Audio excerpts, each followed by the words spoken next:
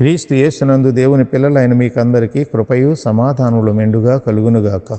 ఈ ఉదయం కొరకు ప్రభువు అనుగ్రహించిన తన జీవపు వాక్కు ఫిలిప్పీ పత్రిక 1వ అధ్యాయం 30వ వచనం.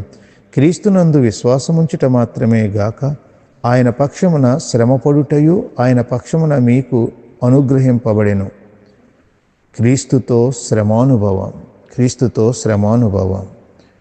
బ్రతుకుట క్రీస్తే, చావైతే లాభమని అపోస్తుడైన పౌలు గారు ఒక నిర్ణయం చేశాడు.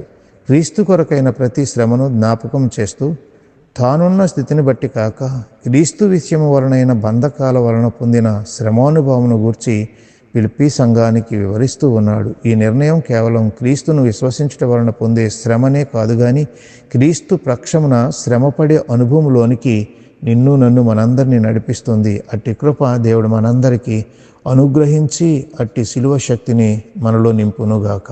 ఆమేన్.